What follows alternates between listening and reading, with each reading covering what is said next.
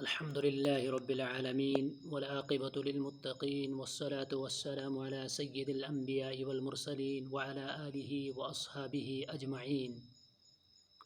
أما بعد، أعوذ بالله من الشيطان الرجيم. بسم الله الرحمن الرحيم.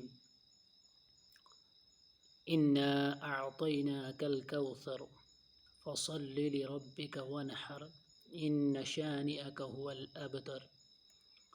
صدق اللہ العظیم. معزز سامعین کرام، اس چھوٹی سی سورت کے اندر اللہ رب العزت نے نبی اکرم صلی اللہ علیہ وسلم کو تسلی اور پھر اس پر دو چیزوں کے ذریعے سے شکر ادا کرنے کا حکم، اور پھر تیسری آیت میں ان کفار مکہ کا رد ہے جو نبی اکرم صلی اللہ علیہ وسلم کو ابتر کہتے تھے. اس سورہ مبارکہ کا شان نزول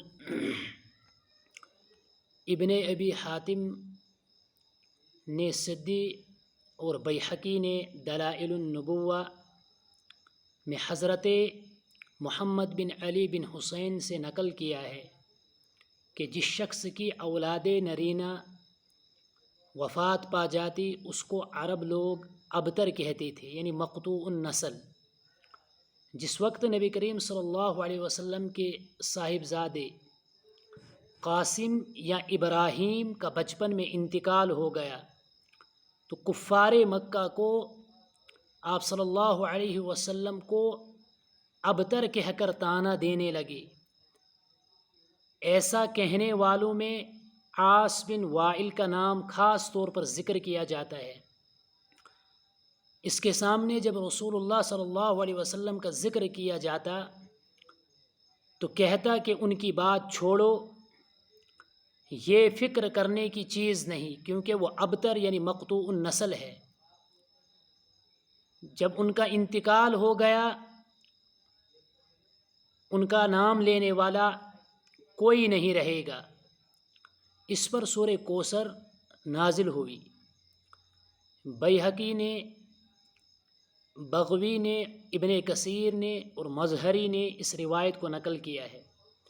اور بعض روایات میں کعب بن اشرف یہودی ایک مرتبہ مکہ آیا تو قریش مکہ اس کے سامنے کہنے لگے کہ آپ اس نوجوان کو نہیں دیکھتے ہو کہ جو کہتا ہے کہ میں تم سب سے بہتر ہوں، یعنی دین کے اعتبار سے، حالانکہ ہم حاجیوں کی خدمت کرتے ہیں، بیت اللہ کی حفاظت کرتے ہیں اور لوگوں کو پانی پلاتے ہیں. کعب نے یہ سن کر کہا کہ نہیں، تم لوگ اس سے بہتر ہو. اس پر یہ سورت نازل ہوئی. اس روایت کو ابن کثیر نے بزار سے صحیح سند کے ساتھ نقل کیا ہے. خلاصہ کلام یہ ہے کہ کفار مکہ جو رسول اللہ صلی اللہ علیہ وسلم کے پسری اولاد نہ رہنے کے سبب ابتر ہونے کے طعنے دیتے تھے یا دوسری وجوہ سے آپ کی شان میں گستاخی کرتے تھے، ان کے جواب میں سورہ کوثر نازل ہوئی، جس میں ان کے طعنوں کا جواب بھی ہے کہ صرف اولاد نرینہ نہ رہنے کی وجہ سے مقطوع النسل یا مقطوع الذکر کہنے والے حقائق سے بے خبر ہے.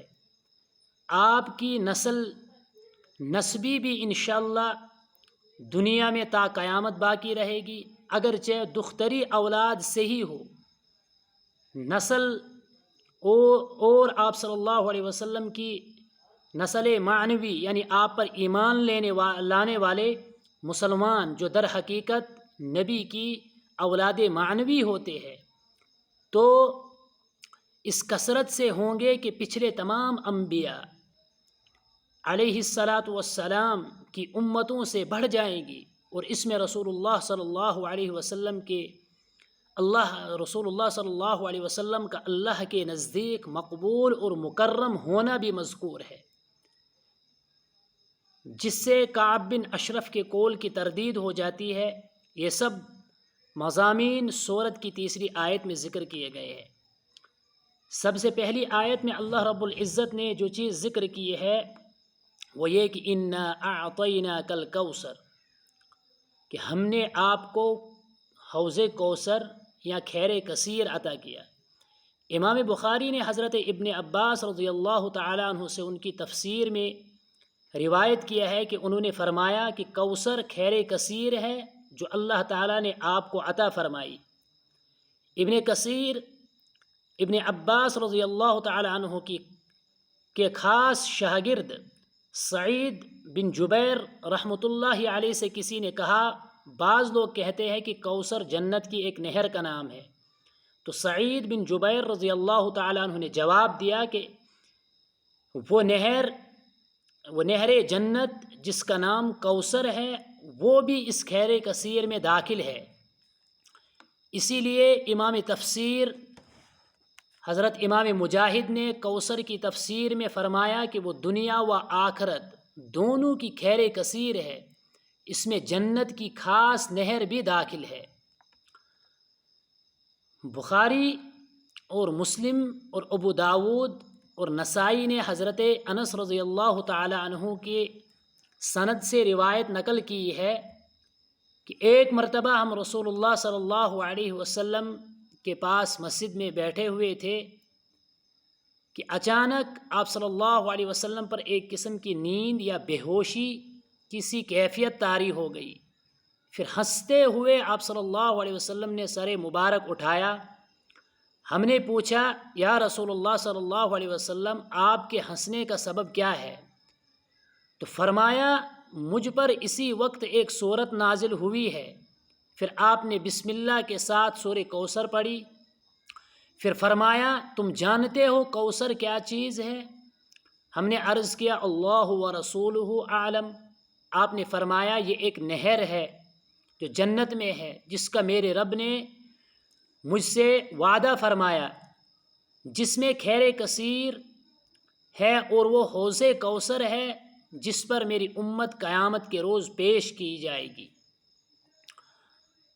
اور اس کے پانی پینے کے برتن آسمان کے ستاروں کے مانند ہوں گے۔ اس وقت بعض لوگوں کو فرشتے حوض سے ہٹا دیں گے تو میں کہوں گا، میرے پروردگار، یہ تو میری امت میں سے ہے۔ اللہ رب العزت فرمائیں گے، آپ نہیں جانتے ہو کہ آپ کے بعد ان لوگوں نے نیا دین اختیار کیا۔ ابن کثیر نے اس روایت کو نقل کر کے مزید لکھا ہے کہ حوض کی صفت میں روایات حدیث میں آیا ہے کہ اس میں 2 پرنالے آسمان سے گریں گے جو نہر کوثر کے پانی سے حوض کو بھر